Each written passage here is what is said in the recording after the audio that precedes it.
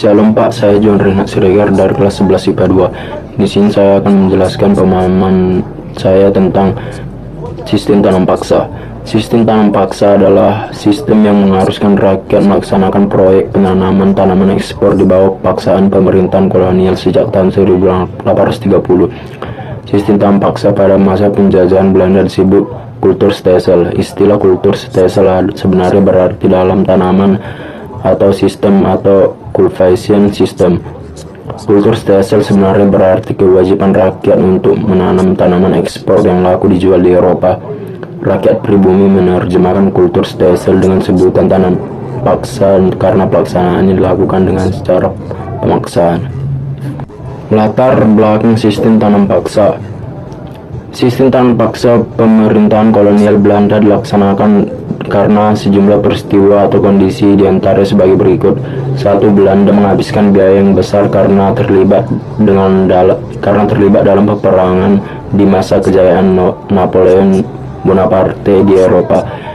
Yang kedua, terjadinya perang kemerdekaan Belgia yang diakhiri dengan pemisahan Belgia dari Belanda pada tahun 1830.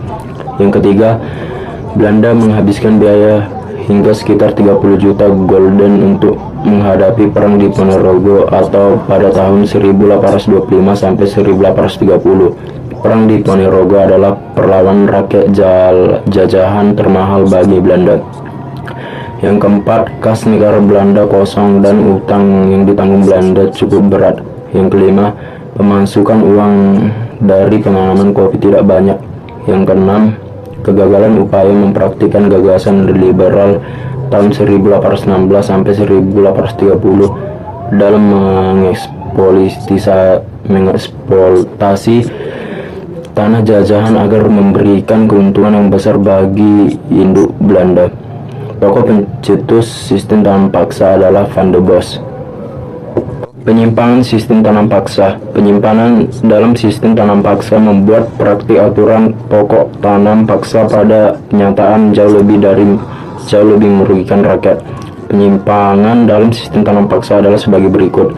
Yang pertama, pelaksanaan kultur stelsel seharusnya sukarela, tetapi dilaksanakan dengan cara-cara paksaan. Pemerintah kolonial Belanda memanfaatkan bupati dan kepala desa untuk memaksa rakyat agar menyerahkan tanah mereka. Yang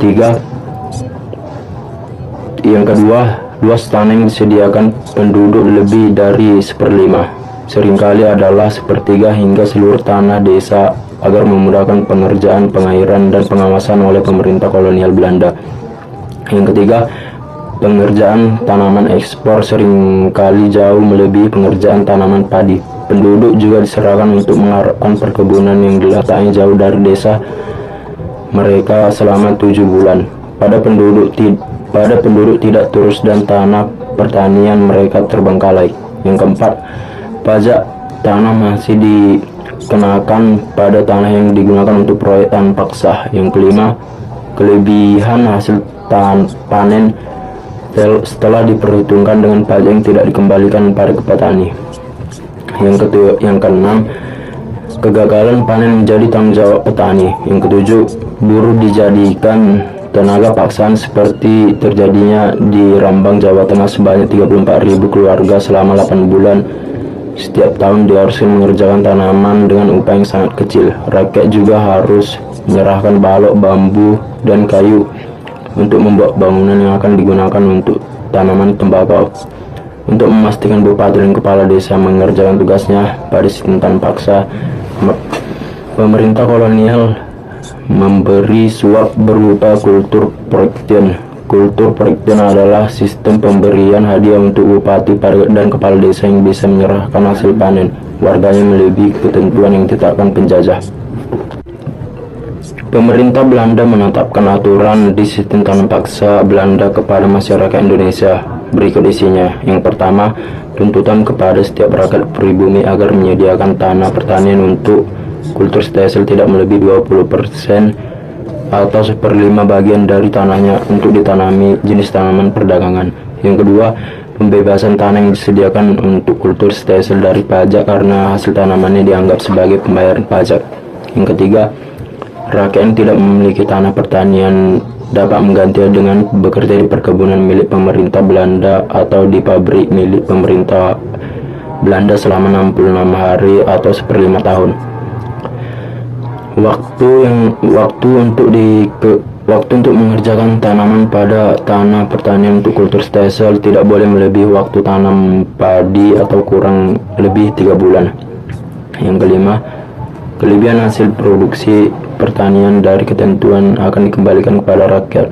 Yang keenam, kerusakan atau kerugian sebagai akibat gagal panen bukan karena kesalahan petani seperti bencana alam dan terserang hama akan ditanggung pemerintah Belanda. Yang ketujuh, penyerahan teknik pelaksanaan aturan tanam paksa kepada kepala desa. Sayangnya sistem tanam paksa Belanda itu rupanya dilanggar sendiri oleh pemerintah kolonial. Pada praktiknya, seluruh tanah garapan masyarakat rupanya harus ditanam komoditas ekspor. Hasil panennya kemudian diserahkan ke pemerintah Belanda untuk mereka ekspor ke luar negeri, sehingga menguntungkan para penjajah.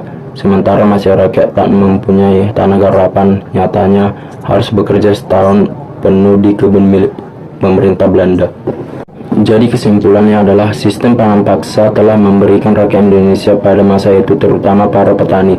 Namun ada dampak positif yang diambil dari para petani Indonesia dapat mengenai jenis-jenis tanaman yang dapat diekspor dan laku di pasaran, juga mengetahui teknik penanaman yang efektif terhadap jenis tanaman tersebut.